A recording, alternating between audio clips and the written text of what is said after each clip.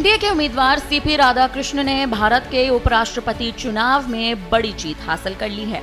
उन्होंने कुल 452 वोट प्राप्त किए हैं और अपने प्रतिद्वंदी और इंडिया गठबंधन के 20 सुदर्शन रेड्डी को परास्त कर दिया। सुदर्शन रेड्डी को 300 वोट प्राप्त हुए। एनडीए लगभग 2 तिमाही से बहुमत हासिल कर चुका है। उपराष्ट्रपति चुनाव में विपक्षी गठबंधन ने भी अच्छी चुनौती दी, लेकिन उनकी संख्या एनडीए के मुकाबले कम थी। इस चुनाव में जीत के लिए 392 वोटों की जरूरत थी, जिसे एनडीए उम्मीदवार ने आसानी से हासिल कर लिया। उपराष्ट्रपति चुनाव में लोकसभा और राज्यसभा के सांसद वोट करते हैं, जिनकी संख्या 788 है। इनमें से वर्तमान में 7 सीटें रिक्त हैं, यानी 781 सांसदों को वोट करना था। इनमें एनडीए के सांसदों की संख्या 427 थी और विपक्षी सांसदों की संख्या 354। विपक्षी सांसदों में इंडिया ब्लॉक में शामिल पार्टियों के 315 और 39 ऐसे दलों के सांसद थे जो एनडीए और इंडिया ब्लॉक किसी का हिस्सा नहीं थे। इनमें जगनमोहन रेड्डी की पार्टी वाईएसआर कांग्रेस के 11 सांसदों ने एनडीए को वोट किया, जिससे एनडीए की संख्या 438 हो गई। अब 39 वोट में से बचे 28 वोट, जिनमें बीजेडी के 7, बीआरएस के 4 और अकाली दल का 1, तो वहीं 2 निर्दलीय सांसदों यानी सरबजीत सिंह खालसा और अमृतपाल सिंह ने किसी को वोट नहीं दिया, यानी 14 सांसदों ने वोटिंग में हिस्सा ही नहीं लिया। ऐसे में 14 वोट बचे जो एनडीए को मिले।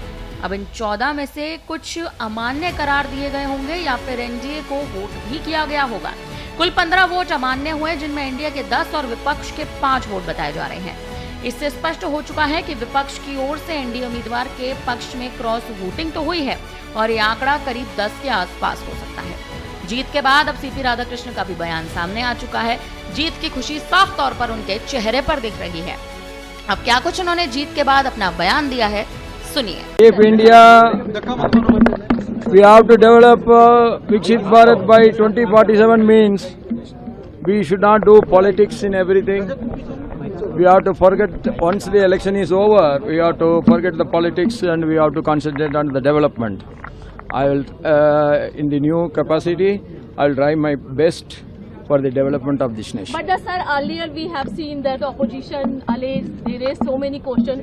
Do you think you got new responsibility now? They will support opposition. What is your message? Sir, Mr. In democracy, yes, ruling party as well as opposition, both are important. It is the two sides of the same coin. The interest of the democracy will be taken into account. Sir, Mr. Kharge seems to have lost faith in VP post, sir. He is saying that he would expect you to have that equal footing for opposition, and he is also saying that you won't succumb to the dispensation. Every post is important, but every post has its own limitations. We have to understand that and we have to work within that framework. Thank you.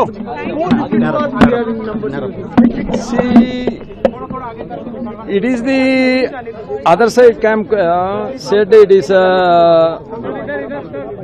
ideological fight. But from the voting pattern we understand the nationalistic ideology is overwhelmingly victorious.